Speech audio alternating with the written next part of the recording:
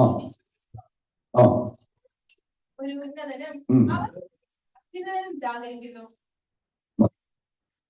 അവയെ നമ്മളിവിടെ വായിച്ചത് ഒരു സംസ്ഥാനത്ത് ദരിദ്രനെ പീഡിപ്പിക്കുന്നതും നീതിയും ന്യായവും എടുത്തു കളയുന്നതും കണ്ടാൽ നീ എന്ത് ചെയ്യരുത്? വിസ്മയിച്ചു പോകരുത്. വിസ്മയിച്ചു പോകരുത്. ഒരു സംസ്ഥാനത്ത് ഒരു ദരിദ്രനെ പീഡിപ്പിക്കുന്നതും നീതിയും ന്യായവും അവന്റെ ജീവിതത്തിൽ നിന്ന് എടുത്തു കളയുന്നതും കണ്ടാൽ നീ വിസ്മയിച്ചു പോകരുത്. അവൻ സ്വന്തം ഉന്നതന് മീതെ ഒരു ഉന്നതനും അവന് മീതെ അത്യുന്നതനും ജാഗരിക്കുന്നു എന്ന് എന്ത് ചെയ്യണം? അറിയാം. അമ്മ സ്തോത്രം. ഇന്ന് പകലില് ദൈവം നമുക്ക് തന്നിരിക്കുന്ന വാക്യം ഇതാണ്. അമ്മ സ്തോത്രം. ഹല്ലേലൂയ. നമുക്ക് മുകളിൽ അമ്മ സ്തോത്രം ചില അമ്മ സ്തോത്രം ന്യായാധിപന്മാരുണ്ടാകാം. അമ്മ സ്തോത്രം നമുക്ക് മുകളിൽ അധികാരികൾ ഉണ്ടാകാം. അമ്മ നമുക്ക് മുകളിൽ പല വിധമായ പ്രതിസന്ധികളും പ്രതിബന്ധങ്ങളും ഉണ്ടാകാം. എന്നാൽ അവർക്ക് മുകളിൽ അവർക്ക് മുകളിൽ യാതൊരിക്കുന്ന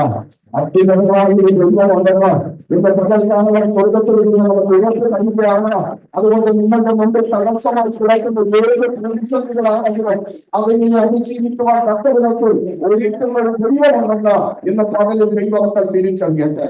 അവൻ സ്വന്തം ഉന്നതന് മീതെ ഒരു ഉന്നതനും അവന് മീതെ അത്യുന്നതനും ജാഗരിക്കുന്നുണ്ട്. ഉന്നതന് മീതെ ഒരു ഉന്നതനും അവന് മീതെ അത്യുന്നതനും ജാഗരിക്കുന്നുണ്ട്. അവൻ സ്തോത്രം. നീ ഒരു ദൈവ പൈതലാണോ? പ്രാർത്ഥിക്കുന്ന ഒരു ദൈവ മനുഷ്യനാണോ? നിനക്ക് വേണ്ടി സപ്പോർട്ട് ചെയ്യാൻ അവൻ പ്രാഗൽഭ്യമുള്ള ഒരു വ്യക്തിത്വം കടന്നു വന്നില്ല എങ്കിലും സർവശക്തമായ ദൈവം ഒരിക്കലും നിന്നെ തള്ളിക്കളയുകയില്ല. നിന്റെ ആവശ്യങ്ങളുടെ മധ്യ പ്രവർത്തിക്കാൻ ആ ദൈവത്തിനോട് കൂടെയിരിക്കും. രണ്ട് സംഭവങ്ങൾ നമ്മുടെ മുമ്പിൽ സമയത്തിനനുസരിച്ച് ഞാൻ അത് വിവരിക്കാൻ ആഗ്രഹിക്കുക. രണ്ട് സംഭവങ്ങൾ. ഒരു ദരിദ്രനായ അല്ലെങ്കിൽ സാധാരണ നിലവാരത്തിലൂടെ കടന്നു പോകുന്ന ഒരു മനുഷ്യന് സ്വന്തം ഒരു രാജാവ് സന്ദർശിക്കുകയാണ്. സ്വന്തം രാജാവ് ആ രാജ്യത്തിലെ സ്വന്തം ഏറ്റവും പരമാധികാരിയായിരിക്കുന്ന രാജാവ് ആ വ്യക്തിത്വത്തെ സന്ദർശിച്ചിട്ട് തന്നോട് ചോദിക്കുന്ന ഒരു കാര്യമുണ്ട്. നിന്റെ വസ്തു സ്തോത്രം നീ ഇന്ന് അനുഭവിച്ചു കൊണ്ടിരിക്കുന്ന നിന്റെ മുന്തിരിത്തോട്ടം എനിക്ക് ചീരത്തോട്ടമാക്കി തീർക്കുവാൻ തരണം. ഈ വ്യക്തി ഭയങ്കര വലിയ സ്തോത്രം കാര്യാദികളുടെ മധ്യത്തിൽ അല്ലെങ്കിൽ ഉയർച്ചകളുടെ മധ്യത്തിൽ തന്റെ കുടുംബ പാരമ്പര്യത്തിന്റെ മധ്യത്തിൽ ഒന്നും ഉയർന്നു നിൽക്കുന്ന ഒരു വ്യക്തിത്വമല്ല. ഒരു സാധാരണക്കാരനാണ്. അത്യാവശ്യം കാര്യങ്ങളെല്ലാം ചെയ്ത് മുന്നോട്ട് പോകുന്ന ഒരു മനുഷ്യനാണ്. ഭക്തനായിരിക്കുന്ന ഒരു വ്യക്തിത്വമാണ്. പ്രാർത്ഥിക്കുന്ന ഒരു മനുഷ്യനാണ്. ശ്രദ്ധിച്ചോളാം പ്രിയമക്കളെ. പ്രാർത്ഥിക്കുന്ന ഒരു മനുഷ്യനാണ്. പ്രാർത്ഥിക്കുന്ന മനുഷ്യനാണെങ്കിൽ നിനക്ക് വേണ്ടി ചോദിക്കാനും പറയാനും ഭൂമിയിൽ മനുഷ്യനെങ്കിലും നിനക്ക് വേണ്ടി ചോദിക്കാനും പറയാനും വാസം ചെയ്യുന്നത്. അതുകൊണ്ട് കുഞ്ഞമക്കളെ, എനിക്ക് ആരുമില്ല പാസ്റ്റർ. എനിക്ക് വേണ്ടി ആ വിഷയം ഒന്ന് സംസാരിക്കാൻ ആരുമില്ല. എന്റെ കുഞ്ഞിന് വേണ്ടി പ്രവർത്തിക്കാൻ ആരുമില്ല. അല്ലെങ്കിൽ എനിക്ക് വേണ്ടി റെക്കമെൻഡേഷൻ നടത്താൻ ആരുമില്ല. ആരും വേണ്ട പ്രിയമൈന്ന്. സ്വന്തം നിനക്ക് വേണ്ടി പ്രവർത്തിക്കുന്ന ഒരു സർവശക്തനായ ദൈവം ഇറക്കി വെക്കാൻ കൈകാട്ടിയതോ എന്റെ ഹൃദയം വിശാലമായ തലത്തിലേക്ക് ഒരുക്കി കൊടുത്താൽ മാത്രം മതി. അപ്പോ ഇവിടെ ഈ മനുഷ്യന്റെ അടുക്കൽ രാജാവ് ചെന്നിട്ട് ചോദിക്കുകയാണ്, നിന്റെ മുന്തിരിത്തോട്ടം എനിക്ക് ചീരത്തോട്ടമാക്കുവാൻ വേണ്ടി തരണം. സ്തോത്രം. അദ്ദേഹം പറഞ്ഞു, എന്റെ പൂർവ്വ പിതാക്കന്മാരെ അടക്കം ചെയ്തിരിക്കുന്ന കല്ലറ ഉള്ള സ്ഥലമാണ്. എനിക്ക് ആ സ്ഥലം തരാൻ പറ്റത്തില്ല. രാജാവ് ഈ രാജ്യത്തിലെ രാജാവല്ലേ.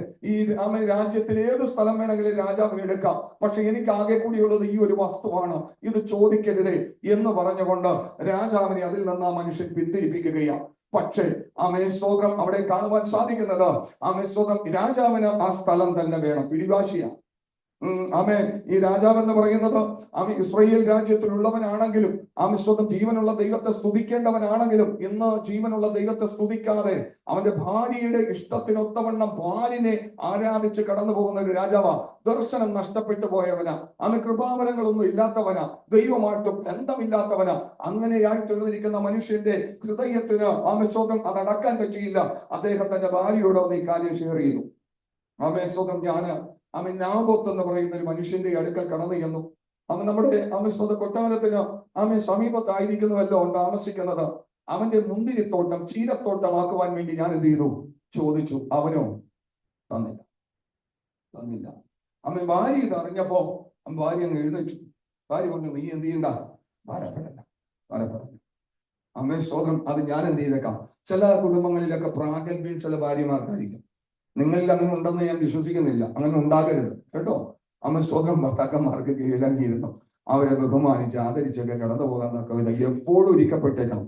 ചിലപ്പോ നിങ്ങളെക്കാളൊക്കെ അമ്മ സ്തോത്രം വിദ്യാഭ്യാസ കുറവുള്ള ഭർത്താക്കന്മാരായിരിക്കാം, കഴിവ് കുറവുള്ളവരെന്ന് നിങ്ങൾക്ക് തോന്നുന്ന ഭർത്താക്കന്മാരായിരിക്കാം. പക്ഷെ ഈ പുസ്തകം അങ്ങനെ പറയുന്നു, അങ്ങനെ പഠിപ്പിക്കുന്നു. ഭാര്യമാരെ നിങ്ങളുടെ ഭർത്താക്കന്മാർക്ക് എന്ത് ചെയ്തോളാം, ഇരുന്നോളാം. ഇതങ്ങനെ പറയുന്നത് കൊണ്ട് കീഴടങ്ങി ഇരിപ്പാനല്ലാതെ മറ്റൊരു തരത്തിൽ ഉയർന്നു നിൽപ്പാൻ നമുക്ക് ദൈവം വ്യവസ്ഥ തരുന്നില്ല. അങ്ങനെ കഴിഞ്ഞ വ്യാഴാഴ്ച ഞാൻ ശുശ്രൂഷിച്ചപ്പോ ഒന്ന് രണ്ട് കാര്യങ്ങൾ നിങ്ങൾ ഓർമ്മപ്പെടുത്തി. ഭാര്യമാർ എവിടെയെല്ലാം ഉയർന്നിട്ടുണ്ട് അവിടെയെല്ലാം തകർന്നിട്ടുണ്ട്. ആമേ. ഒരു സ്ഥലത്തല്ല, പല സ്ഥലങ്ങളിൽ ആമേ സ്വതം തകർച്ചകളായിരുന്നു. ആമേ സ്വതം. നിങ്ങളിൽ അങ്ങനെ ഉണ്ടാകുമെന്ന് ഞാൻ ഒരിക്കലും ചെയ്യുന്നില്ല. അത് ആ വിശ്വാസത്തിന് എന്ത് ചെയ്തത്, ഒരു മാറ്റം ഒന്ന് പറഞ്ഞു. ഇപ്പുറത്തെ വന്നത് ആമേ മാറ്റം വരുത്തരുന്ന ഇപ്പുറത്ത് പറയണം. ആമേ സോദര എന്നെ കേൾക്കുന്ന ദൈവത്തിന്റെ മക്കളെ, ഒരു മാറ്റം വരുത്തരുത്. പല സ്ഥലങ്ങളിൽ അപകടം ഉണ്ടായിട്ടുണ്ട്. കാരണം വെച്ചാൽ ഇത് ദൈവത്തിന്റെ വചനമാണ്. ഈ രേഖയിലൂടെ കടന്നുപോയാൽ മാത്രമേ എത്തേണ്ട സ്ഥലത്ത് നമുക്ക് എത്താൻ പറ്റത്തുള്ളൂ. നമ്മൾ കരുത് ദൈവത്താൽ യോജിപ്പിക്കപ്പെട്ടിരിക്കുന്ന വ്യക്തിത്വമല്ലേ, എന്റെ ഹസ്ബൻഡ് അല്ലേ, കുഴപ്പമൊന്നുമില്ല, അമ്മ സോദരൻ ഇത്ര വർഷമായിട്ട് ഞങ്ങൾ ജീവിച്ചു പോന്നുകൊണ്ടിരിക്കുക അമ്മ. പക്ഷെ ഇത് പ്രകാരം പോയെന്നാലേ കാര്യങ്ങൾ നടക്കത്തുള്ളൂ കേട്ടോ. അത് വളരെ ശ്രദ്ധിച്ചോളണം. അപ്പൊ ഇവിടെ ഈ ഇസ്രായേൽ കുടുംബത്തിൽ, അല്ലെങ്കിൽ ഇസ്രായേലിനെ വാഴുന്ന രാജാവിന്റെ കുടുംബത്തിൽ അമ്മ അധികാരം ആർക്കാന്നറിയോ? രാജ്ഞിക്ക.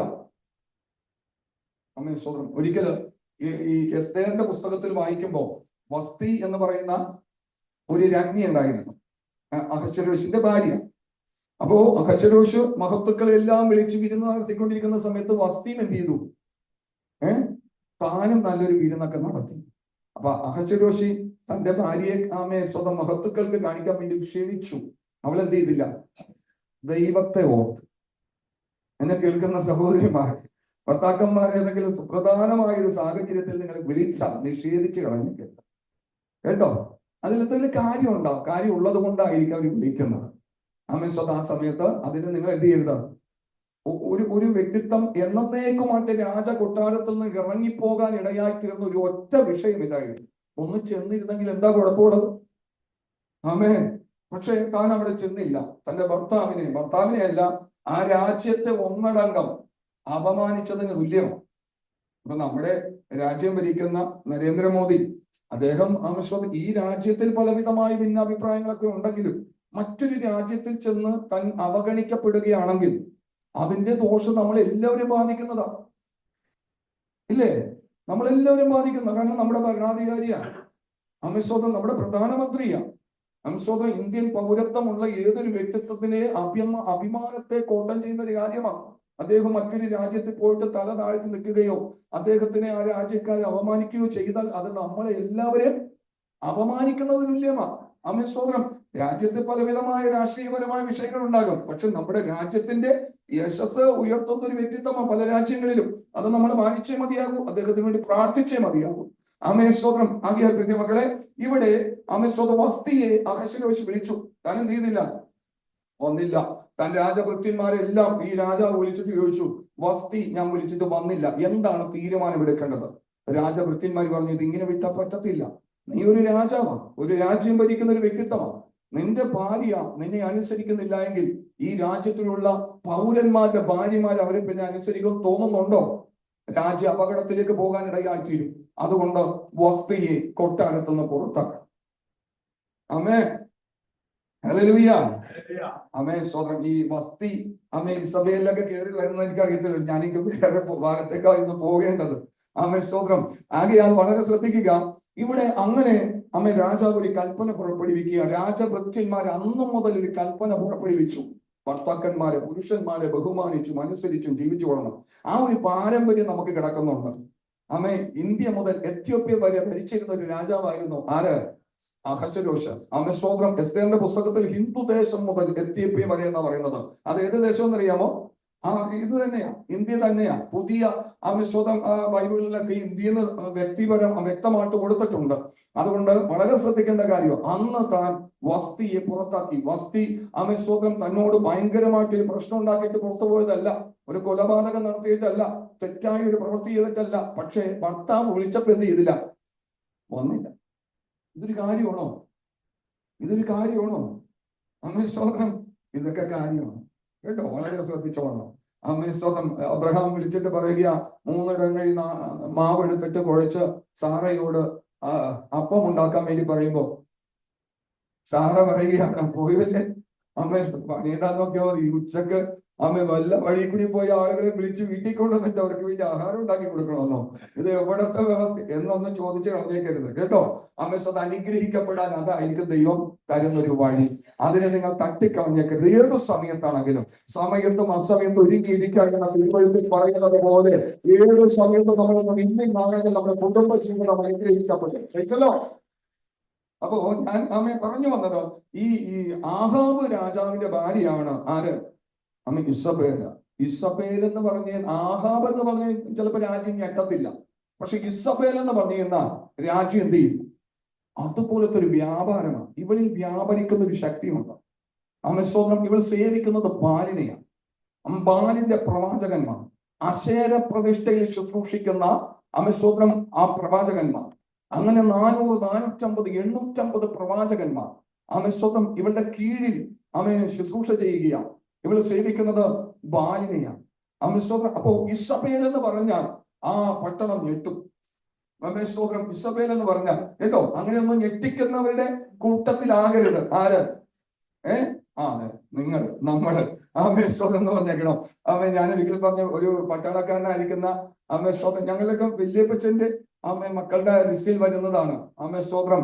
ദേവസ്വകുട്ടി എന്ന് കൊമ്പ മീശക്ക് വെച്ച്, കപ്പട മീശക്ക് വെച്ച് സ്തോത്രം, തോക്കൊക്കെ ഉണ്ട് കയ്യിൽ. ആ കാലഘട്ടത്തില് സ്തോത്രം ദേവസ്വകുട്ടി ചേട്ടൻ വന്നെന്ന് പറഞ്ഞ ആളുകൾ ഓടും. പക്ഷെ ദേവസ്വകുട്ടി ചേട്ടനോട് റോസമ്മ ചേച്ചി വന്നെന്ന് പറഞ്ഞ അപ്പോഴേ ദേവസ്വകുട്ടി ചേട്ടൻ, അപ്പൊ അദ്ദേഹത്തിന്റെ വല്യപ്പച്ചമാരിൽ പെട്ട ഒരു വ്യക്തി ഞങ്ങളുമായിട്ട് സംസാരിച്ചപ്പോ പറയാം, എന്റെ ബിജു, എനിക്ക് ഇന്നുവരെ മനസ്സിലായിട്ടില്ല അതിന്റെ രഹസ്യം എന്താണെന്ന്. ഈ മനുഷ്യനെ പട്ടണം മുഴുവൻ പേടിക്കുന്ന ഒരു മനുഷ്യനാ. പുറത്തേക്കിറങ്ങി ശബ്ദമൊക്കെ ഭയങ്കര ഗാംഭീര്യമാ. പക്ഷെ എന്തെങ്കിലുമൊക്കെ ഒരു പ്രശ്നമൊക്കെ തീർത്തുകൊണ്ടിരിക്കുന്ന സമയത്തോ അല്ലെങ്കിൽ പ്രശ്നത്തിലേക്ക് ഇടപെടുന്ന സമയത്തോ ആരെങ്കിലും പറയുകയാണ്, ചേട്ടാ റോസമ്മ ചേച്ചി വരുന്നുണ്ടല്ലോ എന്ന് പറഞ്ഞാൽ പിന്നെ അവിടെ ഇയാളെ കാണത്തില്ല. സ്തോത്രം. അങ്ങനെയുള്ള നിലവാരത്തിലേക്കൊന്നും നമ്മളായി തീരരുത് കേട്ടോ. സ്വതം വിധേയപ്പെട്ട് താഴ്മ ധരിച്ച് കേട്ടോ. സ്തോത്രം. ഈ ആദത്തിന്റെ ജീവിതത്തിൽ ഒരു സംഭവം ഉണ്ടായത് സ്വതം ഹവ മുഖാന്തരമാണ്. ആദത്തിന്റെ ജീവിതത്തിൽ സ്വതം ഇസ്മായിലിനെ പുറത്താക്കി കളയാൻ കാരണമായി തീർന്നത് സ്വതം സാറ മുഖാന്തരമാണ് കേട്ടോ. സാറ മുഖാന്തരമാണ്. സ്വതം. അതുപോലെ അനനിയാസിന്റെ ജീവിതത്തിൽ വലിയൊരു അനർത്ഥം വന്നു വീണത് ഒരു സഫീര മുഖാന്തരമാണ്. ശ്രദ്ധിച്ചോളണം കേട്ടോ. സ്നാപക യോഹന്നാന്റെ തല സ്ഥാനത്തിൽ പോകാൻ കാരണം സ്വതം ഒരു ഹെരോദ മുഖാന്തരമാണ്. സലോമി അവന്റെ തല സ്വതം തല കിട്ടിയില്ല. അധികാരമുള്ള മനുഷ്യന്റെ തല സ്വതം തന്റെ ശിഷ്യന്മാർക്ക് കിട്ടിയില്ല. സ്വതം അത് ആ പെൺകുട്ടി നൃത്തം ചെയ്ത് എടുത്തുകൊണ്ടുപോയി.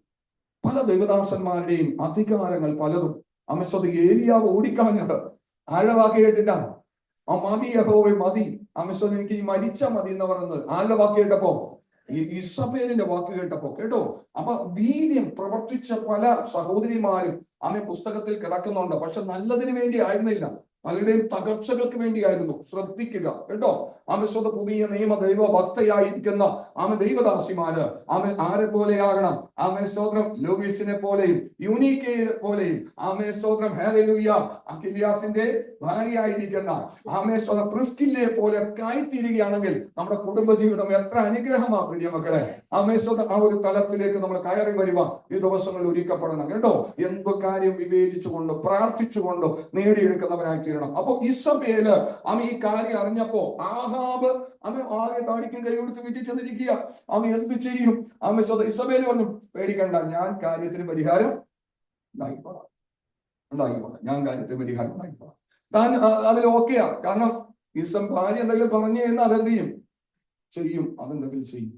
അങ്ങനെ ചെയ്യുന്ന ഭാര്യമാരും ഉണ്ട്. എന്തുകൊണ്ടാണ് നിങ്ങളിലേക്ക് പറയുന്നത്? എനിക്ക് വേറെ സ്ഥലത്തേക്ക് പോകേണ്ടതാ. ആമേ, ഒരു ഭാര്യ ആമേ സ്വന്തം ഭർത്താവിനോട് പറഞ്ഞു, എല്ലാ കാര്യങ്ങളും ഞാൻ ക്രമീകരിച്ചോളാം എന്ന് പറഞ്ഞുകൊണ്ട് കാര്യങ്ങളെല്ലാം ക്രമീകരിച്ചു വന്നപ്പോ 9 ലക്ഷം രൂപ കടം. ആമേ സ്തോത്രം. പല സ്ഥലങ്ങളിൽ നിന്നും ആളുകൾ വിളിക്കാൻ തുടങ്ങി. ആമേ സ്തോത്രം. വിളിക്കാൻ തുടങ്ങി തനിക്ക് പ്രഷർ കയറി ആകെ പ്രശ്നത്തിലായി. ആമേ സ്തോത്രം. തനിക്ക് വീട്ടിലെ കാര്യങ്ങളൊന്നും ചെയ്യാൻ പറ്റുന്നില്ല. ആമേ ആകെ പ്രതിസന്ധികളായി. അങ്ങനെയാണ് ഹസ്ബൻഡ് ഈ കാര്യം അറിയുന്നത്. ഈ മനുഷ്യനൊന്നും ശ്രദ്ധിക്കുന്നില്ലായിരുന്നു. ചില വർഷങ്ങളായിട്ട് ഭാര്യയായിരുന്നു കാര്യങ്ങളെല്ലാം മെയിൻറ്റെയിൻ ചെയ്ത് പോയിക്കൊണ്ടിരുന്നു. ഒന്നും അറിയണ്ട, അധ്വാനിക്കുന്ന പൈസ കൂടെ കൊടുത്താൽ മതി. ആമേ സ്വന്തം വീട്ടുകാര്യങ്ങളെല്ലാം നോക്കുന്നു, നാട്ടുകാര്യങ്ങളെല്ലാം നോക്കുന്നു, സകല കാര്യങ്ങൾ നോക്കുന്നു. നോക്കി നോക്കി നോക്കി വന്നപ്പോ 8-9 ലക്ഷം രൂപ കടം. എവിടെ പോയെന്നൊരു പിടിയില്ല. ഒരു വീട്, ആമേ വീടും അതിന്റെ അപ്പുറവും സുന്ദരമായി കഴിയാനുള്ള ഒരു നന്മ ഉണ്ടായിരുന്ന വീടാ. അമിസ്വർ ഭയങ്കര തകർച്ചയായിപ്പോയി. ഭയങ്കര തകർച്ചയായിപ്പോയി. അമിസ്വർ കഴിഞ്ഞ ദിവസങ്ങളിൽ ആ മനുഷ്യൻ വിശ്വാസികളൊന്നുമല്ല, ഒരു കത്തോലിക്ക ബാക്ക്ഗ്രൗണ്ടിൽ പെടുന്ന ഒരു മനുഷ്യനാണ്. അമിസ്തോത്രം. അവര് ഭാര്യയായിട്ട് ഇവിടെ വരാന്ന് പറഞ്ഞിരിക്കുക. ഞാൻ ഇന്നുവരെ കണ്ടിട്ടില്ല, ഫോണിലൂടെ ഉള്ളൊരു ബന്ധമാണ്. അമിസ്തോത്രം. ഒരു വർഷത്തിന് മുമ്പ് അമ്മായിയമ്മയുടെ കഴുത്തിൽ കിടന്നൊരു മാല നഷ്ടപ്പെട്ടു പോയി. അമിസ്തോത്രം. ആരാണ് എടുത്തതെന്ന് എങ്ങനെ പോയത് ഒരു പിടിപാടുമില്ല. വീട്ടിൽ വേറെ ആരും വന്നിട്ടുമില്ല. അങ്ങനെ ഇവരെ ആരുടെയൊക്കെ നമ്പർ തപ്പി പിടിച്ചിട്ട് വിളിച്ചിരിക്കുക, പക്ഷെ ഇങ്ങനൊരു അപകടം ഉണ്ടായി. അത് ഞാൻ ചോദിച്ചു, ആരാണ് ഈ നമ്പർ തന്നത്? നമ്പർ ഞങ്ങളുടെ അടുത്തുള്ള ഒരു സിസ്റ്റർ തന്നതാ. ഞാൻ പിന്നെ ചോദിക്കാനും പോയില്ല. അപ്പൊ വീട്ടിൽ നിന്ന് ഒരു മാല നഷ്ടപ്പെട്ടു. ദൈവത്തിന്റെ ആത്മാവ് പറഞ്ഞു, വീട്ടിനകത്ത് തന്നെയാണ് കള്ളനുള്ളത്, പുറത്തു പോയിട്ടില്ല. പേരൊന്ന് പറഞ്ഞു തരൂ. ഞാൻ പറഞ്ഞില്ല. ആമേ സ്തോത്രം. എന്നിട്ട് വേണം പിന്നെ നമ്മൾ ആ പ്രശ്നത്തിൽ പെടാനായിട്ട്. ആമേൻ. ആമേൻ. മറന്നുപോയ പാസ്വേഡ് ദൈവാസന്മാരെ ചോദിക്കുന്ന കാലഘട്ടമാണ്. ആമേൻ സ്തോത്രം. ഒന്ന് ആലോചിച്ച് നോക്കി. അപ്പൊ ആമേൻ ഇതുപോലെ പേരെന്ന് പറഞ്ഞില്ല, പേര് പറഞ്ഞു കൊടുത്തില്ല. പക്ഷെ ഒരു വർഷം കഴിഞ്ഞപ്പോ കൃത്യം ഒരു വർഷം കഴിഞ്ഞപ്പോ ഈ സ്തോത്രം ആ വീട്ടിലെ മകന്റെ പെങ്ങൾ എന്നെ വിളിക്കുകയാണ്. അതായത് ഈ സ്ത്രീയുടെ നാത്തു എന്നെ വിളിക്കുകയാണ്. പക്ഷെ അന്ന് ഒരു വർഷത്തിന് മുമ്പ് ഞങ്ങളുടെ അമ്മ വിളിച്ചിട്ടുണ്ടായിരുന്നു, മാല നഷ്ടപ്പെട്ടു പോയത്. പാസ്റ്റർ എന്ന് പറഞ്ഞു, വീട്ടിൽ തന്നെ ആയിരിക്കും കള്ളൻ എന്ന് പറഞ്ഞു. ഞങ്ങൾ പേര് ചോദിച്ചിട്ട് പറഞ്ഞില്ല. അമ്മ സ്തോത്രം. പക്ഷെ വീട്ടിൽ തന്നെയായിരുന്നു കള്ളൻ. റെസീപ്റ്റ് കിട്ടി, മാല പണയം വെച്ചതിന്റെ. ഹസ്ബൻഡിന്റെ കൈ കിട്ടി. ആമേ സ്തോത്രം. അപ്പോ കാര്യങ്ങളാകെ തുക ഒന്ന് ചോദിച്ചു വന്നപ്പോ 9 ലക്ഷം കടമുണ്ട്. 9 ലക്ഷം രൂപ ബാധ്യതയുണ്ട്. എവിടേക്ക് പൈസ പോയെന്നൊരു പിടിയില്ല. ആമേ. അപ്പോ ഇന്നത്തെ കാലഘട്ടത്തിൽ ഏറ്റവും കൂടുതൽ ഈ മുൻപ് പൂർവ്വ വിദ്യാർത്ഥി നല്ലതാണ്. പൂർവ്വ വിദ്യാർത്ഥി സംഘമൊക്കെ വളരെ നല്ലതാണ്.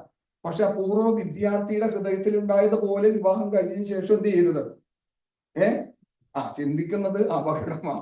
അങ്ങനെ പൂർവ്വ വിദ്യാർത്ഥികളായി പിന്നെയും ജീവിക്കാൻ പലരും ശ്രമിച്ചു. മനസ്സിലായോ? ഭയങ്കര അപകടങ്ങളാ. ഇതൊക്കെ ഉള്ളതെല്ലാം നല്ലതാ. ഒരുപക്ഷേക്ക് അന്നത്തെ വിദ്യാർത്ഥികൾക്ക് ചെയ്യാൻ പറ്റാത്ത കാര്യം ഇന്നത്തെ പൗരന്മാരായിരിക്കുന്ന വ്യക്തിത്വങ്ങൾക്ക് ചെയ്യാൻ പറ്റും. പലരെ സഹായിക്കാൻ പറ്റും. ഒരുമിച്ചുള്ള വലിയ കാര്യങ്ങൾ ചെയ്യാൻ പറ്റും. അന്നത്തെ പഠിത്തത്തിൽ താഴ്ന്ന നിലവാരത്തിലുള്ള ആളുകൾ ബിസിനസ്സിലൊക്കെ കേമന്മാരായിരിക്കും. അപ്പൊ അവർക്കൊക്കെ എന്തെങ്കിലുമൊക്കെ ചെയ്യാനൊക്കെ ഉത്സാഹമായിരിക്കും. അന്നത്തെ കുട്ടികളുടെ മധ്യത്തിലൊക്കെ ചെന്നുകൊണ്ട്, അന്ന് എനിക്ക് പഠിത്തത്തിൽ ബുദ്ധി ഉണ്ടായിരുന്നില്ല, മറ്റു പല കാര്യങ്ങളിലും താഴ്ത്താന്ന് ടീച്ചർ എന്നും തല്ലുമായിരുന്നു. ഇങ്ങനെയുള്ള ആളുകൾക്കൊക്കെ ഒരു നല്ലൊരു ഉയർച്ച വന്നു കഴിയുമ്പോൾ മറ്റുള്ള കുട്ടികളുടെ മുമ്പിൽ, കുട്ടികളുടെ അല്ല എന്നാൽ അവരുടെ മുമ്പിലെ കുട്ടികളാണ്, ഇവരുടെ ഫ്രണ്ട്സിന്റെ ഒക്കെ മുമ്പിൽ പല കാര്യങ്ങൾ ചെയ്യാനായിട്ട് അങ്ങനെ ബന്ധപ്പെട്ടു വരും. പക്ഷെ ആ സമയങ്ങളിലൊക്കെ ഉള്ള ചില താല്പര്യങ്ങളൊക്കെ ഉണ്ടായിട്ടുണ്ടാവും.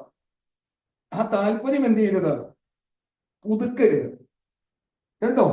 സ്വന്തം ആ താല്പര്യങ്ങളൊന്നും ഒരിക്കലും പുതുക്കരുത്. അപ്പൊ ഭാര്യയുടെ മുഖത്തേക്കൊന്ന് നോക്കിയേക്കണം, ഭർത്താവിന്റെ മുഖത്തേക്കൊന്ന് നോക്കിയേക്കണം, കുഞ്ഞുങ്ങളുടെ മുഖത്തേക്ക് നോക്കിയേക്കണം. അന്നേരം വിദ്യാർത്ഥി ആകരുത്. 8ാം ക്ലാസ്സിലോ 9ാം ക്ലാസ്സിലോ 10ാം ക്ലാസ്സിലോ പഠിക്കുന്ന വിദ്യാർത്ഥിയായ പ്രശ്നമാണ്. ഈ സഹോദരിക്ക് അങ്ങനെ സംഭവിച്ചു. അമ്മേ സ്തോത്രം. അമ്മേ അങ്ങനെ സംഭവിച്ചു. അങ്ങനെ ഇവര് തമ്മിൽ, ഈ ഭർത്താവാണെങ്കിൽ അങ്ങനെ കാര്യമായിട്ട് ശ്രദ്ധിക്കത്തില്ല.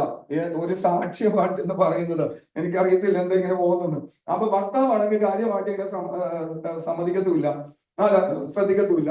ഇവിടെ സംഭവിച്ചത്, കൂട്ടുകാരായിട്ട് പോകും, സ്കൂളിൽ പഠിച്ച ആളുകളാണ്, ഒരുമിച്ച് കൂടും, പല വിധമായ രീതിയിൽ അവർ ആഹാരം കഴിക്കും, ഹോട്ടലിൽ പോകുമ്പോ ഇതെല്ലാം ചെയ്ത് ഇങ്ങനെ പോയിക്കൊണ്ടിരുന്നു. അവസാനം വന്നപ്പോഴാണ് 9 ലക്ഷം രൂപ ബാധ്യത വന്നത്. മാത്രമല്ല, അദ്ദേഹം കരഞ്ഞുകൊണ്ട് എന്നോട് പറഞ്ഞൊരു കാര്യമുണ്ട്, പാസ്റ്ററെ ഇത്രയും വന്നതെല്ലാം പോയിക്കോട്ടെ, എനിക്ക് ആരോഗ്യമുണ്ട്, ഞാൻ അധ്വാനിച്ച് തീർക്കാൻ സന്നദ്ധനാണ്, പക്ഷെ എനിക്കൊരു അബദ്ധം പറ്റിയതാ, എനിക്കൊരു തെറ്റ് പറ്റിയതാ, ഇങ്ങനെ വഴിയിൽ ആ പൈസ പോയതെന്നൊന്നും പറഞ്ഞിരുന്നെങ്കിൽ എനിക്കൊരു തെറ്റ് പറ്റിപ്പോയി എന്നൊന്ന് പറഞ്ഞിരുന്നെങ്കിൽ എത്ര അനുഗ്രഹമായിരുന്നു. കരയുകയാണ്. ഞാൻ പാസ്റ്ററിന്റെ അടുത്ത് വിളിച്ചുകൊണ്ട് വരട്ടെ. അമ്മ സ്തോത്രം. ചില ആലോചനകളൊക്കെ നമ്മൾ പറയുമ്പോൾ ഇവരുടെ ചിന്ത ഈ ആലോചനകളുടെ പരിഹാരം നമുക്ക് ചെയ്യാൻ പറ്റുന്നതാണ്. പറ്റുമോ? ഒരിക്കലുമില്ല. ക്രൈസ്തലോ, ദൈവം പറയുന്നത് പോലെ പറഞ്ഞു എന്ന് മാത്രമേ ഉള്ളൂ. ബാക്കി കാര്യങ്ങളെല്ലാം പുള്ളിയുടെ കയ്യിലാണ്. അമ്മേ സ്തോത്രം. അപ്പോ അവര് വരാമെന്ന് പറഞ്ഞു. ഞാൻ പറഞ്ഞു വരാൻ പറഞ്ഞു. ഇവിടെ നമ്മുടെ തൊട്ടടുത്തൊക്കെ തന്നെയാണ്. നമ്മൾ ഒരാളുടെ വീട് കണ്ണമാലിയിലും മറ്റൊരാളുടെ വീട് ചേരാനല്ലൂരും. അമ്മേ, രണ്ട് സ്ഥലങ്ങളിലുള്ള ആളുകളാണ്. അമ്മേ സ്തോത്രം. എന്നിരുന്നാലും വളരെ അപകടമാണ്. ഞാൻ നിങ്ങളുടെ ശ്രദ്ധയ്ക്കായി പറയുക, എന്തു കാര്യങ്ങൾ ചെയ്യുമ്പോഴും ഹസ്ബൻഡ് ഉണ്ടോ, ഭർത്താവുണ്ടോ, ഭർത്താവിനോട് ചോദിച്ചിട്ടല്ലാതെ, പാരന്റ്സ് ഉണ്ടോ, മാതാപിതാക്കളുടെ അറിവിലല്ലാതെ ഒരു കാര്യം സ്വയത്തിൽ ചെയ്യരുതേ. അത് പിന്നത്തേതിൽ അപകടത്തിന് കാരണമായി തീരും. അമ്മ സ്വന്തം അന്ന് ഒറ്റയ്ക്ക് നിങ്ങൾക്ക് ഹാൻഡിൽ ചെയ്യാൻ പറ്റാത്ത സാഹചര്യങ്ങൾ വരും. ഒറ്റയ്ക്ക് പറ്റാത്ത സാഹചര്യം അപകടത്തിലേക്ക് പോകുകയാ. പിന്നെ ചിന്തിക്കുന്നത് ആത്മഹത്യ. ഭർത്താവ് അറിഞ്ഞാൽ എന്ത് വിചാരിക്കും, മക്കൾ അറിഞ്ഞ, സമൂഹം അറിഞ്ഞ, കുടുംബം അറിഞ്ഞ, മാതാപിതാക്കൾ അറിഞ്ഞ എന്ത് ചിന്തിക്കുമെന്ന് പറഞ്ഞുകൊണ്ട് പിന്നെ ഇവര് ചിന്തിക്കുന്നത് ഇനി ജീവിക്കണ്ട, അപകടത്തിലേക്ക് പോകുകയാണ് കേട്ടോ. എന്ത് കാര്യം ചെയ്യുമ്പോഴും കൂട്ടായിട്ടുള്ള ആമേശ്വരം പ്രവൃത്തിയാണ് ചെയ്യുന്നതെങ്കിൽ അത് അനുഗ്രഹമാണ് കേട്ടോ. അപ്പൊ അതുകൊണ്ട് ഞാൻ ഭാഗം വിടുകയാണ്. അപ്പോ ഇവിടെ ആമേശ്വരം ഇസബേൽ പറഞ്ഞു, ഭാരപ്പെടണ്ട, ഞാൻ അത് നടത്തി തന്നേക്കാം. ഈ സ്ത്രീ ഒരു പരിപാടി ചെയ്തു. ഒരു ഉപവാസ പ്രാർത്ഥന അറേഞ്ച് ചെയ്യാൻ പറഞ്ഞു. ഈ മനുഷ്യൻ, ഈ നാബോത്ത് എന്ന് പറയുന്ന മനുഷ്യൻ ഭക്തനാണ്. പ്രാർത്ഥനക്ക് പോകും, എവിടെ ഉണ്ടെങ്കിലും പോകും. ചതിക്കുകയാണെന്ന് അദ്ദേഹത്തിന് മനസ്സിലായില്ല.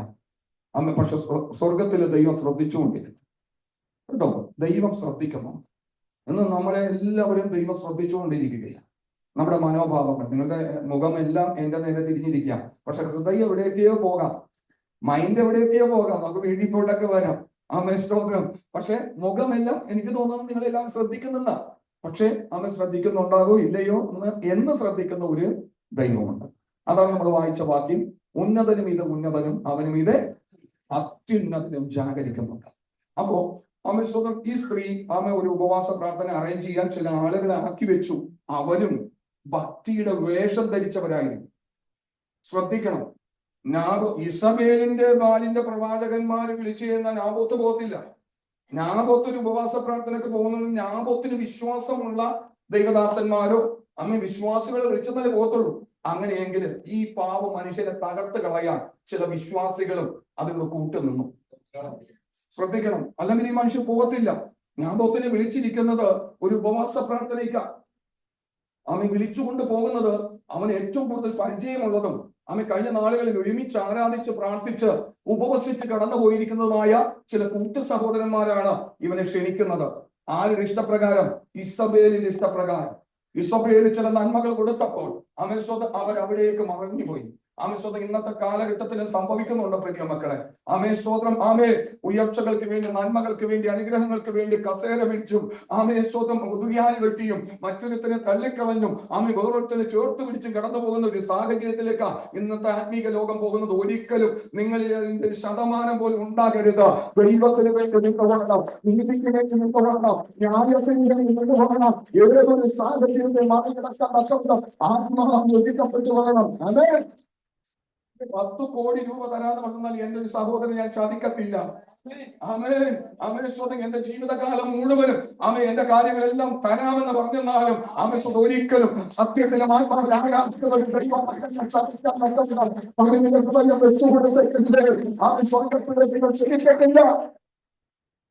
ഈ മനുഷ്യൻ അവിടെ അവരുടെ കൂടെ ഒരു ഉപവാസ പ്രാർത്ഥനക്ക് പോയിരിക്കുക.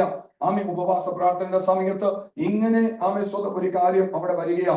ഈ മനുഷ്യൻ, അതായത് നാബോത്ത്, യഹോവയായ ദൈവത്തെ തിരിച്ചു പറഞ്ഞു, തള്ളി പറഞ്ഞു, ദോഷം പറഞ്ഞു. അതുകൊണ്ട് അവനെ കല്ലെറിഞ്ഞെന്ത് ചെയ്യണം? കൊല്ലണം. ഉപവാസ പ്രാർത്ഥനയ്ക്ക് നിഷ്കളങ്ക ഹൃദയത്തോടെ കടന്നു പോയിരിക്കുന്ന ദൈവ പൈതല അദ്ദേഹത്തെ അന്ന് കല്ലെറിഞ്ഞു കൊന്നു കളഞ്ഞു.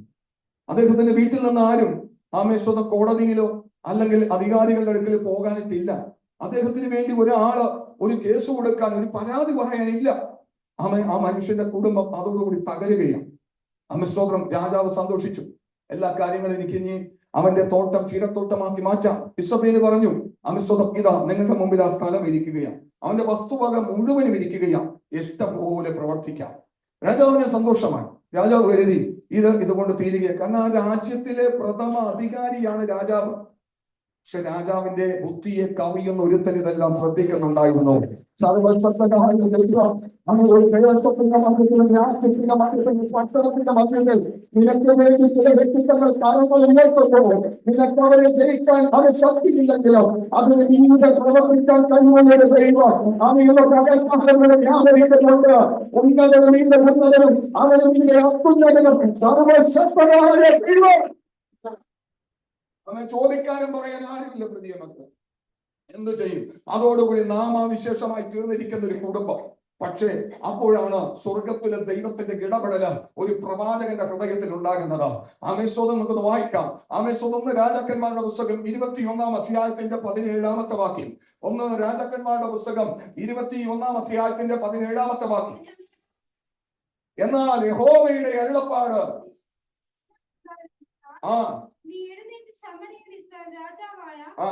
ആഹാബിനെ എതിരേൽപ്പാൻ ചെല്ലുക. ഇതാ അവൻ നാബോത്തിന്റെ മുന്തിരിത്തോട്ടം കൈവശമാക്കുവാൻ അവിടേക്ക് പോയിരിക്കുന്നു. നീ അവനോട് നീ കൊല ചെയ്യുകയും കൈവശമാക്കുകയും ചെയ്തുവോ എന്ന് യഹോവ ചോദിക്കുന്നു. നായ്ക്കൾ നാബോത്തിന്റെ രക്തം നക്കിയ സ്ഥലത്ത് വെച്ച് തന്നെ നിന്റെ രക്തവും നക്കി കളയും എന്ന് യഹോവ കൽപ്പിക്കുന്നു എന്ന് നീ അവനോട് പറക. ഒരു പ്രവാചകനെ ആ പട്ടണത്തിന്റെ മധ്യത്തിൽ സ്വർഗത്തിൽ നിന്ന് എഴുന്നേൽപ്പിക്കുകയാണ്. അവൻ ചോദിക്കാനും പറയാനും ആരുമില്ലാത്തവനായിരിക്കുന്ന നാബോത്ത് എന്ന് പറയുന്ന മനുഷ്യൻ മരിച്ചു മാറ്റപ്പെട്ടു. പക്ഷെ ഏലിയാവേ, നീ കടന്നു എന്ന് പറയണം. ആഹാബിയോട് പറയണം, നാബോത്തിനെ നീ കൊന്നുവോ? അവന്റെ രക്തം നക്കിയ സ്ഥാനത്ത് നിന്റെ രക്തവും നായ്ക്കുട്ടികൾ നക്കിക്കളയുന്ന ഒരു കാലമുണ്ടെന്ന് ശക്തമായി വിളിച്ചു പറയുമെന്ന് പരിശുദ്ധ എന്ന് പറയുന്ന ഒരു പുരുഷനെ ഉപയോഗിക്കുകയാണ്.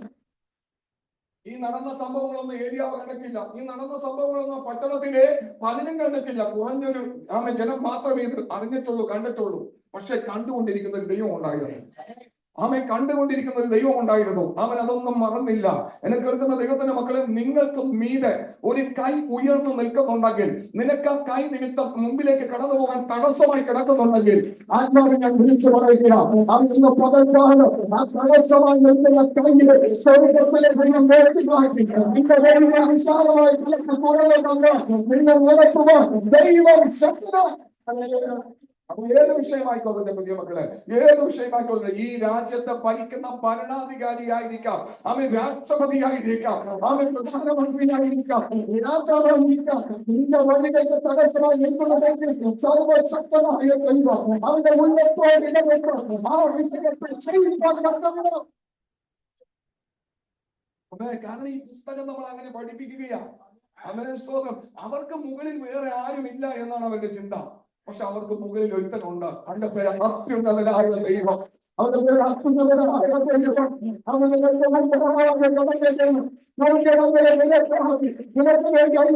പ്രവർത്തിക്കുന്ന ദൈവം. എത്ര വലിയ തടസ്സങ്ങളാണെങ്കിൽ നിങ്ങളുടെ മുമ്പിൽ എന്തെങ്കിലും ഒരു വിഷയത്തിന്റെ മധ്യത്തിൽ നിങ്ങൾ ഭാരപ്പെട്ടിരിക്കുന്നെങ്കിൽ ആ പ്രശ്നം, ആ പ്രതിസന്ധി എങ്ങനെ മാറും? എനിക്ക് കയറി ചെന്ന് അവൻ ഇടപെടുവാൻ പറ്റാത്ത വ്യക്തിത്വങ്ങളാ എനിക്ക് മുകളിൽ നിൽക്കുന്നത്. ഞാൻ എന്തു ചെയ്യും ദൈവമേ? ഒരു ഉത്തരമുണ്ട്. അവൻ സ്വന്തം സർവശക്തനായ ദൈവത്തിന് ആശ്രയിച്ചു. ആ പ്രതിസന്ധികൾ നാളെയല്ല, ഇന്ന് ഈ വചനം കേട്ടുകൊണ്ടിരിക്കുമ്പോൾ തന്നെ ഈ ശക്തന്റെ ശരീരത്തിലെ ദൈവം ആ പ്രതിസന്ധിയെ വേണ്ടി നിന്റെ വേളം കൈ വിളിച്ച് ദൈവം നടക്കാൻ പോവുകയാണ്. അല്ലേ? ഇവിടെ ഈ ആഹാബിനോട് എന്നിട്ട് ഏലിയാവ് പറയുന്ന ദൂത്, അമിസ്തോത്രം, നാബോത്തിന്റെ രക്തം നായ്ക്കുട്ടികൾ നക്കിക്കളഞ്ഞ അതേ സ്ഥാനത്ത് നിന്റെ രക്തവും നായ്ക്കുട്ടികൾ നക്കും. നായ്ക്കുട്ടികൾ നക്കും. കാലങ്ങൾ പലതും കടന്നുപോയി പ്രതി മക്കളെ. അവൻ ഇദ്ദേഹത്തിന്റെ കുടുംബത്തെ കുറിച്ചുള്ള ദൂതും താഴേക്ക് കൊടുത്തിട്ടുണ്ട്. നമുക്ക് വായിക്കാൻ സമയമില്ല. ഇദ്ദേഹത്തിന്റെ കുടുംബത്തെ കുറിച്ച്, നിന്റെ ഭാര്യയ്ക്ക് എന്ത് സംഭവിക്കും, നിന്റെ തലമുറയ്ക്ക് എന്ത് സംഭവിക്കും എന്നുള്ളതല്ല നിങ്ങൾ വീട്ടിൽ പോയി വായിച്ചാൽ. ഞാൻ ഈ ഒരു വിഷയം മാത്രം എടുക്കി എനിക്കൊരു മറ്റൊരു സ്ഥലത്ത് കൂടി പോയേണ്ടതുണ്ട്, സമയത്തിന്റെ പരിമിതിക്ക് അനുസരിച്ചിട്ട്. അപ്പോ ഇവിടെ കാണാൻ സാധിക്കുന്നത്, ഈ ദൂത് പറഞ്ഞു. ചില നാളുകൾ കഴിഞ്ഞു. ഈ മനുഷ്യൻ അവിടെ വെച്ച് അനുതപിച്ചു. ആര്? ആഹാബ് അനുതപിച്ചു. തന്നെത്താൻ താഴ്ത്തി. യഹോവയായ ദൈവം ഈ പ്രവാചകനെ തന്നെ മടക്കി വരുത്തിയിട്ട് പിന്നെയും പറഞ്ഞു, നീ തന്നെത്താൻ താഴ്ത്തിയത് കൊണ്ട് നിന്റെ കാലത്ത് ഇത് വരുത്തത്തില്ല, നിന്റെ തലമുറയുടെ കാലത്ത് ഇത് വരുത്തും.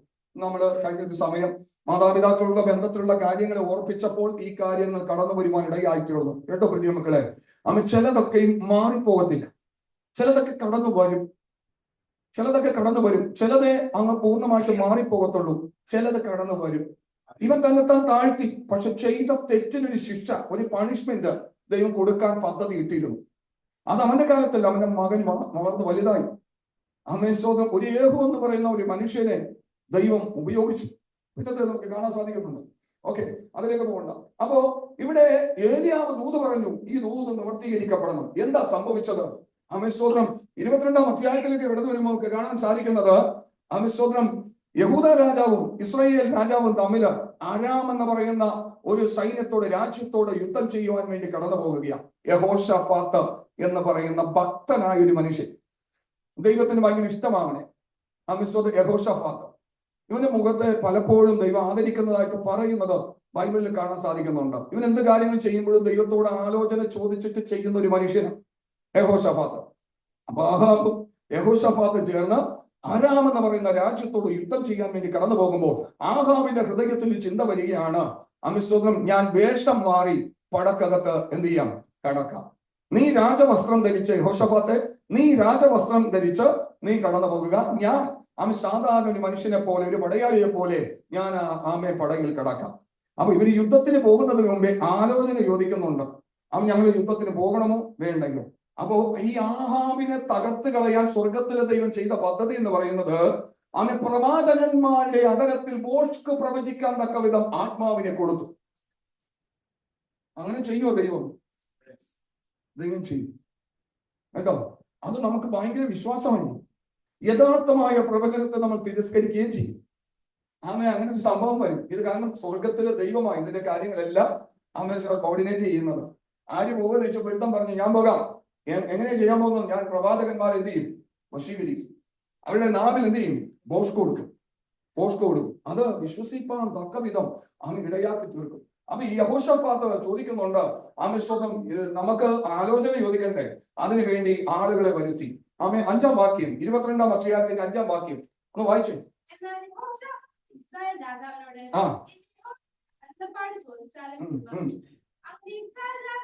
ഏകദേശം 400 പ്രവാചകന്മാരെ കൂട്ടിവരുത്തി അവരോട്, ഞാൻ ഗിലെയാദിലെ രാമോത്തിലേക്ക് യുദ്ധത്തിന് പോകയോ പോകാതിരിക്കയോ എന്ത് വേണ്ടു എന്ന് ചോദിച്ചു. അതിനാൽ പുറപ്പെടുക, ഭർത്താവ് അത് രാജാവിന്റെ കയ്യിൽ ഏൽപ്പിക്കും എന്ന് പറഞ്ഞു. എത്ര പേരാ വന്നത്? 400 പേര്. ഈ അധ്യായം നിങ്ങൾ വീട്ടിൽ പോയിട്ട് വായിക്കണം. അങ്ങനെ സമയത്തിന്റെ പരിമിതി കൊണ്ട് പിറക്കിയെടുത്ത് പറഞ്ഞാൽ ഞാൻ പോകാൻ ആഗ്രഹിക്കുന്നത്. അപ്പോ ഇവിടെ 400 പ്രവാചകന്മാർ വന്നു. ചിലരൊക്കെ ഇരുമ്പ് കൊണ്ട് എന്ത് ചെയ്തു? കൊമ്പൊക്കെ ഉണ്ടാക്കിയിട്ട് പറഞ്ഞു, ഇതുപോലെ നീ എന്ത് ചെയ്യും? ആമേശ്വരം അരാമിനെ കുത്തിക്കളയും, രാജ്യം നിന്റെ കരത്തിൽ വരവേൽപ്പിക്കും, പല പല കാര്യങ്ങളാണ്. അപ്പൊ ഈ യഹോശാഫാത്ത് 400 പേര് ഇങ്ങനെ പ്രവചിച്ചുകൊണ്ടിരിക്കുമ്പോ ചോദിച്ചു, ഇനി ഈ രാജ്യത്തില്, പട്ടണത്തില് യഹോവയുടെ പ്രവാചകന്മാരായിട്ട് ആരെങ്കിലും ഉണ്ടോ? അപ്പൊ ഈ രാജാവ് പറയുന്നുണ്ട്, ഇനിയുള്ളതിൽ ഒരുത്തനുണ്ട്, ഇമ്ലയുടെ മകനായിരിക്കുന്ന മികായാവ്. പക്ഷെ അവനെ ഞാൻ വിളിക്കത്തില്ല. അവൻ എന്നെ കുറിച്ച് നല്ലത് എന്ത് ചെയ്തില്ല. നമുക്ക് ഇഷ്ടം അങ്ങനെ തന്നെ അല്ലേ? നമുക്ക് ഇഷ്ടം എന്താ? നമ്മുടെ കുറവുകൾ പറയുന്നവരെയാണ് ഇഷ്ടം.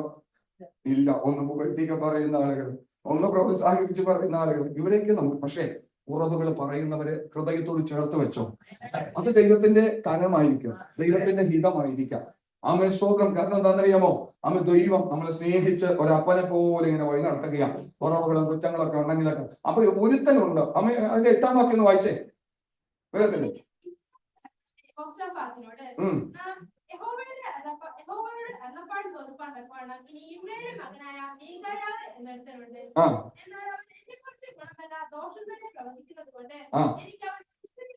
അപ്പൊ ഇഷ്ടമുള്ള ആളുകളെയാണ് വിളിച്ചു വരുത്തിയിരിക്കുന്നത്. 400 പേര് ഇഷ്ടമുള്ളവരെ വിളിച്ചു വരുത്തിയിട്ട് പ്രവചനം കേട്ടുകൊണ്ടിരിക്കുക. പക്ഷെ ഒരുത്തൻ എപ്പോഴും ആമേശ്വരം എന്ത് ചെയ്യത്തില്ല. ആമേശ്വരം ഇവൻ ദൈവത്തിന്റെ അരുളപ്പാട് പറയുന്നത്. പക്ഷെ രാജാവിന് ഇഷ്ടമുള്ളത് പോലെയല്ല. രാജാവിന് ഇഷ്ടമുള്ളത് പോലെയല്ല. കഴിഞ്ഞ ഒരു മെയ് മാസത്തില് ഫാസ്റ്റിംഗ് പ്രയർ നടക്കുന്ന സമയത്ത് ഇവിടെ നമുക്ക് പരിചയമുള്ള ഒരു വ്യക്തിത്വം കടന്നു വന്നിട്ടുണ്ടായിരുന്നു. അപ്പൊ ഇവിടെ അന്ന് ശുശ്രൂഷിക്കുന്ന ദൈവാസൻ അനീഷ് പാസ്റ്റർ ഇദ്ദേഹത്തെ കൊണ്ട് പ്രാർത്ഥിപ്പിച്ചു കഴിഞ്ഞപ്പോ ഇവ പിന്നെയും ഒന്ന് ചോദിക്കുകയാണ്. അവൻ വിശ്വാസിയൊന്നുമല്ല. അപ്പൊ പിന്നെയും ചോദിച്ച്, പിന്നെയും എന്തൊരു വിഷയമൊക്കെ പറഞ്ഞു അതിനു വേണ്ടി പ്രാർത്ഥിച്ചു. പിന്നെയും കാര്യങ്ങൾ ചോദിക്കുകയാണ്. ഇവന്റെ വഴി ഇത്തിരി വളഞ്ഞ വഴിയാണ്. അപ്പൊ പാസ്റ്റർ മനസ്സിലായി. പാസ്റ്റർ പറഞ്ഞു, എടാ മോനെ, ഇത് ദൈവാത്മാവ് സംസാരിക്കുന്നത്. നീ ആഗ്രഹിക്കുന്ന, നീ ഇഷ്ടപ്പെടുന്ന രീതിയിൽ കാര്യങ്ങളൊന്ന് പറയിപ്പിക്കാൻ വേണ്ടിയാണ്. ഇവൻ ആഗ്രഹിക്കുന്ന തെറ്റായ വഴിയാണെങ്കിൽ പോലും ദൈവാത്മാവ് അതിലൂടെ തിരിഞ്ഞ് എന്ത് ചെയ്തേക്കണം, പറയണം. അപ്പൊ അദ്ദേഹം പറഞ്ഞു, ദൈവാത്മാവ് പറയത്തില്ല, ഞാൻ വേണമെങ്കിൽ നിന്നോട് പറയാം. ആമേൻ, സ്തോത്രം. ഞാൻ വേണമെങ്കിൽ നിന്നോട് പറയാം, പക്ഷെ ദൈവത്തിന്റെ ആത്മാവ് എന്ത് ചെയ്തില്ല, പറയത്തില്ല. അപ്പോ ഇമ്ലിയുടെ മകനായിരിക്കുന്ന മീകായാവ് അവൻ കറക്റ്റ് അള്ളപ്പാട് പറയുന്നത്, പക്ഷെ രാജാവിന് ഇഷ്ടമല്ല. കാരണം രാജാവ് ദോഷ വഴികളിലൂടെ സഞ്ചരിക്കുന്നവൻ, ഇസ്രായേൽ രാജ്യം ജനിച്ചവനാ, യഹോവയായ ദൈവത്തെ ആരാധിക്കേണ്ടവനാ. പകരമായിട്ട് ബാലിനെ സേവിക്കുന്നത്. ആമേ, തന്റെ ഭാര്യയായിരിക്കുന്ന ഇസബെല്ല ബാലിന്റെ മകള്, ബാലിന്റെ പുത്രി എന്ന പേര്. ആമേ, സ്തോത്രം. ഒരിക്കലും ഞങ്ങള്, ആമേ, സ്തോത്രം, ഈ ഇവിടെ അരമനയുണ്ടല്ലോ കോട്ടപ്പുറത്ത്. അപ്പൊ അവിടെ ഈ സിസ്റ്റേഴ്സിനൊക്കെ കന്യാസ്ത്രീയാകാൻ വേണ്ടി ചെല്ലുന്ന പെൺകുട്ടികൾക്ക് ഇവര് പേര് മാറ്റം വരുത്തും. ആര്? ഈ സുപ്പീരിയർമാര് പേര് മാറ്റം വരുത്തും. അപ്പോ ഒരു പെൺകുട്ടി അവിടെ ചെന്നപ്പോ അവൾക്ക് ഇട്ട പേര് ഇസബെല്ലെന്ന്. അപ്പൊ ഈ കന്യാസ്ത്രീ അവിടെ അവിടുത്തെ ലോഹയൊക്കെ തയ്ക്കുന്ന ഒരു മനുഷ്യനുണ്ട്, അദ്ദേഹം വിശ്വാസിയാണ്, ജോർജ് എന്ന പേര്, ഞങ്ങൾക്ക് പരിചയമുള്ളതാ. സ്തോത്രം. അപ്പൊ അദ്ദേഹം ചോദിച്ചു, എന്റെ മദറെ, നിങ്ങൾ ഇട്ട പേര് നിങ്ങൾക്ക് വല്ല അറിയാമോ? ആ പേരിന്റെ അർത്ഥം ഇല്ല. പേര് കേട്ടപ്പോ നല്ല പേര്, ഇത് ബാലിന്റെ പുത്രി എന്നാ. നല്ല രീതിയിൽ ദൈവത്തിന് വേണ്ടി നിൽക്കുന്നൊക്കെ പറഞ്ഞുകൊണ്ട് വന്നിരിക്കുന്ന കൊച്ചിന് ഈ പേരിടേണ്ട കാര്യമുണ്ട്. അറിയത്തില്ല. അവൻ പേരിന്റെ ആ വലിപ്പമൊക്കെ കേൾക്കുമ്പോഴത്തേക്കും അത് നല്ലതാണെന്ന് പറഞ്ഞ് ഞങ്ങൾ ഇടുകയാ. ശ്രദ്ധിച്ചിട്ടേക്കണം കേട്ടോ. സ്വന്തം ബാലിന്റെ പുത്രി എന്ന കന്യാസ്ത്രീയുടെ പേര്. സ്തോത്രം, ശ്രദ്ധിച്ചോളാം. പിൽക്കാലത്ത് വരുമ്പോ ചിലതൊക്കെ പറക്കി എടുത്ത് നമ്മുടെ കുഞ്ഞുങ്ങൾക്കൊക്കെ പേരിടുമ്പോ വളരെ ശ്രദ്ധിച്ചോളാം പ്രിയ മക്കളെ കേട്ടോ. സ്തോത്രം. അപ്പൊ ഇങ്ങനെ ചില കാര്യങ്ങളുണ്ട്. അപ്പോ ഇവിടെ കാണാൻ സാധിക്കുന്നത്, ഇനി ഒരുത്തനുണ്ടോ മീകായാവ്, അവൻ നല്ലത് എന്നെ കുറിച്ച് എന്ത് ചെയ്യത്തില്ല, അറിയില്ല. അവൻ എന്നെ കുറിച്ച് ദോഷം പ്രവചിക്കത്തുള്ളൂ. പക്ഷെ യഹോശാഫാത്ത് വിട്ടില്ല. യഹോശാഫാത്ത് പറഞ്ഞു, അവനെയും കൂടി വിളിച്ചിട്ട് എന്ത് ചെയ്യാം, 400 പ്രവാചകന്മാര് ഒരുപോലെ തന്നെ പ്രവചിക്കുക. അപ്പൊ മീകായാവിനെ വിളിക്കാൻ വരുന്ന പടയാളി പറയുന്നത് 400 പേരും പറഞ്ഞിരിക്കുന്നത് ഒത്തിരിക്കുകയാ, നീ അതുപോലെ തന്നെ എന്ത് ചെയ്തോളാം, പ്രവചിച്ചോളാം. കൊട്ടേഷൻ കൊടുത്തുകൊണ്ടിരിക്കുക, മാറ്റി പറഞ്ഞേക്കല്ലേ പ്രശ്നമാണ്. 400 പേര് അവിടെ നിന്ന് പ്രവചിക്കുന്നത് ഒരുപോലെ തന്നെയാണ്, നീയും അതുപോലെയൊക്കെ തന്നെ എന്ത് ഒരുമാതിരി ഒപ്പിച്ചങ്ങ് പറഞ്ഞേക്കണം. അവൻ പറഞ്ഞു, അവൻ സ്വന്തം ദൈവം തരുന്നത് ഞാൻ എന്ത് ചെയ്യും പറയും. അപ്പോ 400 പ്രവാചകന്മാർ ശക്തന്മാരാ. മീകായാവ് എന്ന് പറയുന്നവൻ ഭയങ്കര വലിയ പ്രവാചകനായിട്ട് ഫേമസ് ആയിട്ടുള്ള ഒരാളൊന്നുമല്ല. അതുകൊണ്ടാണ് ആ പ്രവാചകന്മാരിൽ കേമനായ ഒരുത്തം വന്ന് ഇവനെ അടിക്കുന്നുണ്ട്. ഏത് വഴിയാണ് യഹോവയായ ദൈവം നിനക്ക് ഇങ്ങനൊരു ദൂത് തന്നതെന്ന് ചോദിച്ചുകൊണ്ട്. കാരണം അവൻ ആ സംഘത്തലവനാ. അവൻ വന്നിട്ട് ഇവനെ അടിക്കുന്നുണ്ട്. സ്തോത്രം. ഹല്ലേലൂയ. ആകയാൽ പ്രിയ മക്കളെ, ഇവൻ അപ്പോഴും പറഞ്ഞു, അവൻ അടി കൊണ്ടിട്ടും പറഞ്ഞു, നീ എന്ത് ചെയ്യത്തില്ല, പോയ വഴി മരത്തില്ല. ഇത് കേട്ടപ്പോഴാണ് ആഹാബ് രാജാവിന്റെ ഉള്ള കത്തിയത്. എന്നാൽ രാജാവായിട്ട് ഞാൻ എന്ത് ചെയ്യുന്നില്ല, പടക്ക് പോകുന്നില്ല. ഡ്രസ്സ് മാറി, വേഷം മാറി എന്ത് ചെയ്യാം, അകത്ത് കിടക്കാം. ഭയങ്കര സംഭവമാണ്. സ്തോത്രം. വേഷം മാറി അകത്ത് കിടന്ന ആഹാബ്, വേഷം മാറാതെ പടക്ക് അണിനിരന്ന സ്തോത്രം യഹോശാഫാത്ത്. 30-ാം വാക്യത്തിലേക്ക് വരാം. 22-ാം അധ്യായത്തിന്റെ 30-ാം വാക്യത്തിലേക്ക്.